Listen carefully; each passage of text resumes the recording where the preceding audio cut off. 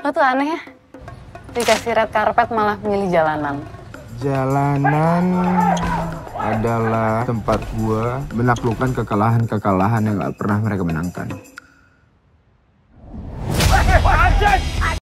Pertama diajak buat gabung di Project Alitopan karena IP-nya yang udah besar, dan jujur tahun 2017 waktu diajak Bang Adrai, aku belum tahu ceritanya, tapi udah tahu namanya Alitopan.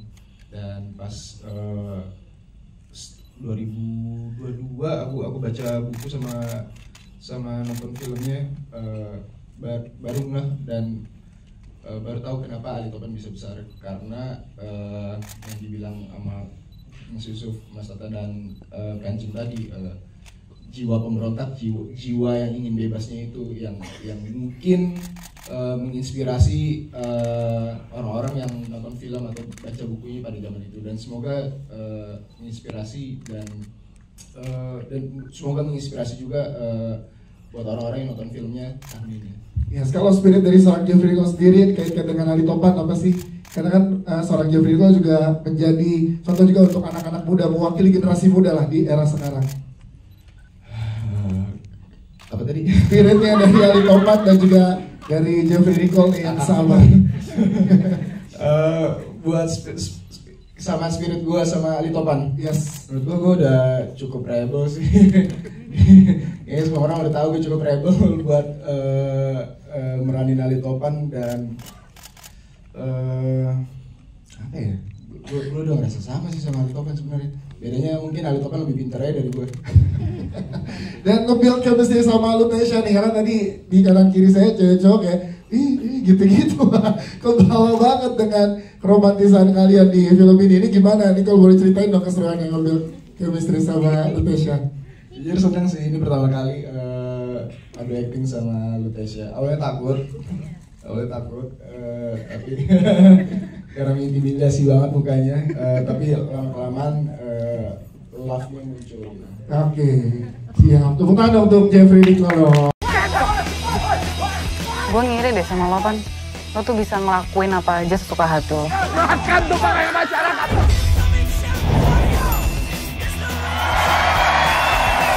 Gak ada yang ngelarang.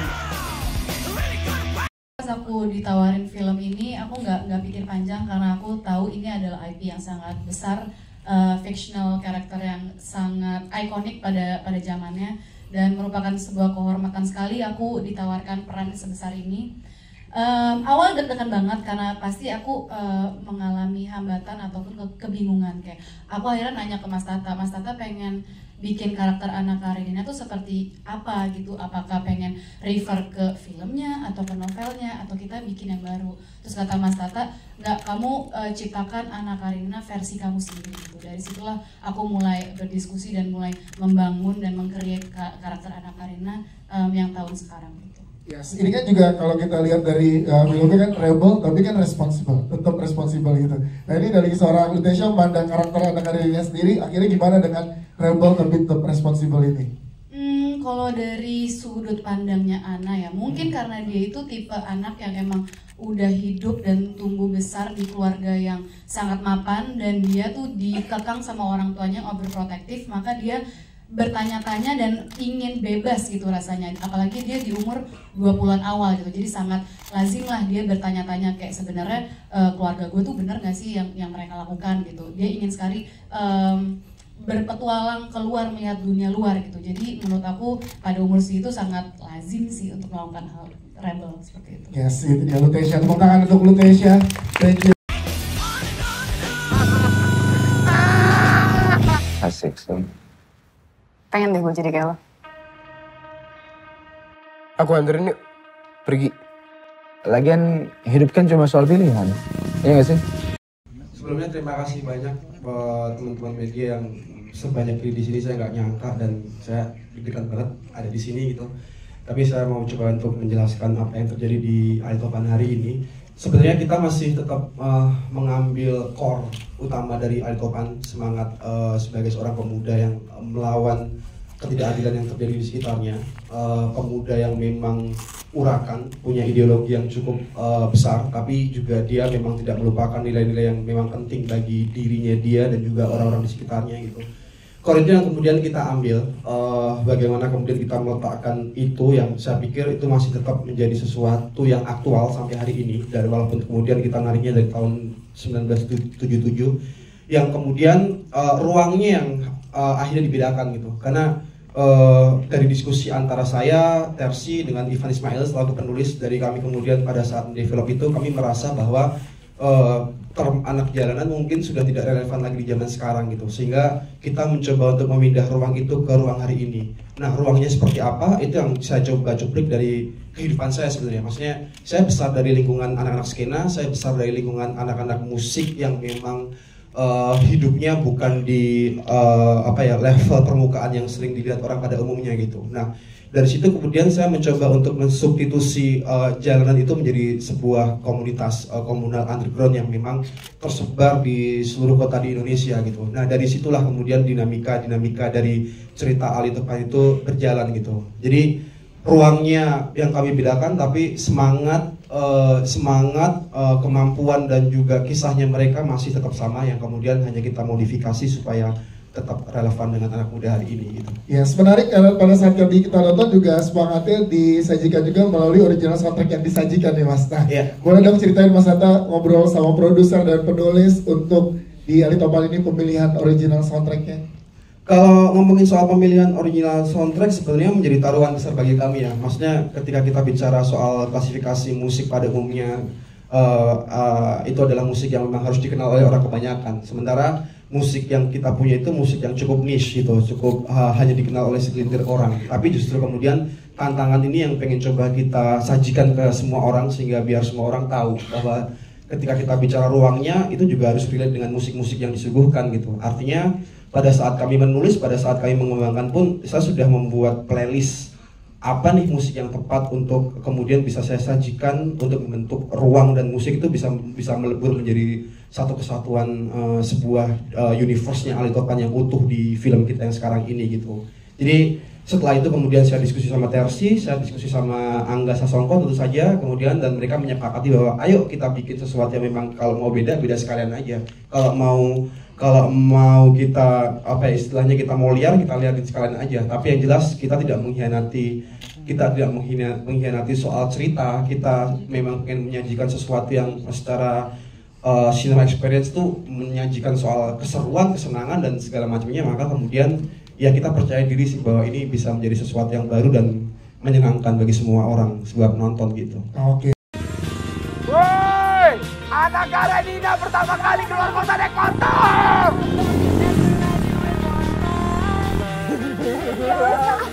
Topan, dasar gila lo ya. Lo kabur tapi lo meninggalkan segudang masalah. Seperti yang tadi sempat saya bilang bahwa kemudian referensi untuk mendekatkan Ali Topan di hari ini kan memang tidak ada cara lain selain kemudian saya mencoba untuk mendekatkan dari merecall dari apa yang saya alami dan apa yang kemudian ruang-ruang yang saya tinggali gitu. Saya tumbuh besar di Jogja, di mana kemudian saya belajar berkembang lewat situasi kehidupan jalanan maupun politik dan hal lain-lain yang memang muncul di permukaan pada saat itu. Dimana ketika kita bilang lintas underground yang mungkin ada di seluruh Indonesia, itu memang mereka selalu punya pergerakan-pergerakan yang mungkin jarang dibaca oleh masyarakat awam pada umumnya gitu. Nah, kalau kita kemudian mencoba untuk membuat spesifik soal komunal di lintas underground itu apa aja sih? Itu banyak sekali. Ada yang punk itu kemudian kalau didefinisikan ulang oleh Dick Habich di bukunya dia, itu subkultur punk itu dia punya banyak sekali varian-varian yang memang muncul dan berkembang. Kalau di Indonesia pada umumnya itu ada gerakan anarko-punk di mana mereka kalau kita bicara era tahun 90-an mereka terafiliasi sama PRD gitu. Lalu kemudian ketika kita masuk ke era 2000-an mereka kemudian bertumbuh lagi dan masuk ke subkultur lainnya, di mana di Jogja itu kita bisa kenal ada organisasi namanya Aring Kadi ataupun Food Not Boys, di mana mereka adalah anak-anak underground yang peduli dengan pemerintahan. Mereka melawan pada masa di mana ketika Soeharto waktu itu diturunkan, mereka melawan itulah gitu. Yang kemudian semakin kesini mereka semakin berkembang. Nah, ruang-ruang ini yang kemudian sebenarnya kenapa harus dimunculkan, karena sesuai yang tadi ketika kita menyepakati bahwa Ali Topan hidup di universe underground ini, otomatis kemudian kita bicara relasi dia juga tidak hanya sekedar dunia musik, tapi ada hal-hal lainnya yang lebih krusial dan lebih esensial di mereka, karena orang-orang itu sebenarnya hidup ada di ruang-ruang. Kalau kita bicara soal skena Jawa Tengah gitu, orang-orang itu tuh hidup di tempat di mana mereka sedang memperjuangkan soal hak-hak mereka sebagai warga, dan mereka menjadi corong dari masyarakat yang tertindas sebenarnya. Nah, pergerakan-pergerakan itu yang kadang tidak pernah terekspos oleh media, karena memang ya yang kita lihat identitasnya adalah lewat penampilan, lewat fashion yang mereka terlihat sebagai anak jalanan apa segala macam gitu. Padahal kalau kita bicara soal ideologi mereka, apa yang mereka perjuangkan, bagaimana mereka menghidupi warganya tanpa memandang identitas mereka, itu adalah persoalan-persoalan kecil yang sebenarnya menjadi sesuatu yang sangat heroik yang tidak pernah dipandang oleh masyarakat. Makanya bagi saya Ali Topan ini adalah soal statement untuk memperlihatkan ini loh kaum terbuang yang sebenarnya mereka juga punya ideologi untuk kemudian berusaha kritis sama keadaan sekitar gitu lewat figur orang-orang yang di sekitarnya Ali Topan. Begitu sih, itu terlalu berat mungkin, tapi makanya mungkin yang pengen saya tekankan di sini adalah soal keseruan dan musik, dan ya ini orang-orang underground yang memang jarang dilihat sama orang gitu. Itu yang saya coba tampilkan ke permukaan sih gitu. Tapi kasus penculikan Anna Karenina, putri tunggal konglomerat. Acara di Warung Seni diadakan dengan sembrono, dan temuan seluhan botol miras mengindikasikan pengunjung konser tidak dalam kondisi sadar sepenuhnya.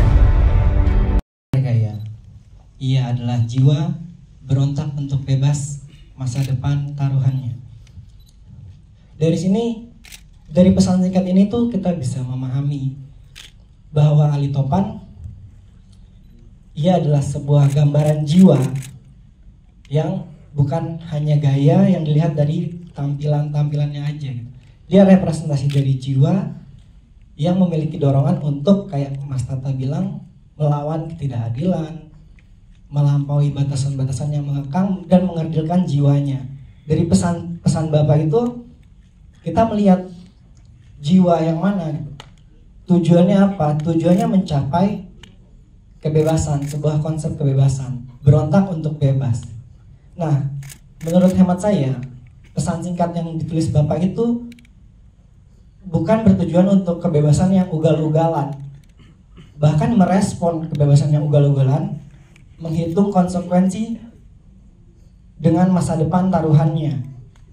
Dari situ kita bisa melihat bahwa Ali Topan mungkin akan tetap relevan, tetap hidup, tetap ada di beberapa zaman, di berbagai zaman yang berbeda, karena dia adalah jiwa, representasi jiwa yang berontak menuju kebebasan dan masa depan taruhannya. Menurutku, ya kita tahu Ali Topan adalah IP yang hadir di beberapa zaman yang berbeda.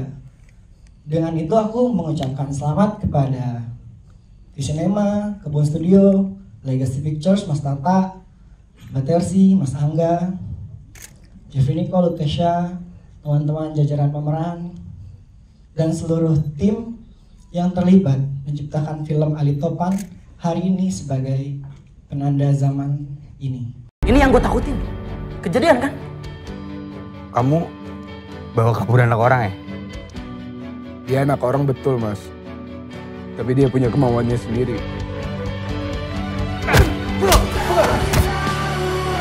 Karakter film gue yang lain mungkin ke karakter gue sendiri, mah. Sumbu pendek.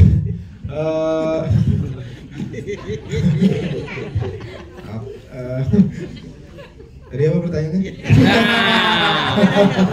Yang membuat beda karakter Ali Topan dengan karakter lainnya. Iya, untuk seorang Jeffrey Nicole. Maaf. Yang membuat beda mungkin apa yang diperjuangin si Topan bersama teman-temannya di Warung Seni sih. Kayak yang bisa dilihat di awal film mereka bikin konser amal ya. Konser amal dan komunitas musiknya sih yang bikin beda dari mana Topan berasal dan apa yang dia pilih. Topan kan berasal dari keluarga yang lumayan berada, dan tapi dia tetap memilih buat di jalan bersama teman-temannya di warung seni. Mungkin prinsip itu sih yang bikin Topan beda dari karakter-karakter bad boy lainnya sih. Oke, siap. Terima kasih Nico. Lutesia, silakan boleh dijawab. Iya betul, itu baru belajar motor. Kita kalau nggak salah proses reading sekitar 2 minggu, sekitar 2 mingguan reading, ada workshop motor juga. Tapi pada saat itu aku cuma diajarin sama produsernya Mbak Tersi 2 kali, tapi saya belum puas gitu. Jadi saya nanya teman-teman saya, ada yang punya motor kopling nggak yang bisa dipinjam? Dipinjamin sama Omara Estegla. Dan itu pengalaman saya super nekat. Selain saya muter-muter kompleks saya sendiri, saya bawa motor kopling baru belajar dari Bintaro ke kantor Visinema yang di Cilandak. Dan itu di pagi hari dan macet-macetan. Jadi itu lumayan tantangan dan emang nekat aja sih. Agak nggak pikir panjang. Ya biasa. Kak Tersi boleh ceritain dong gimana?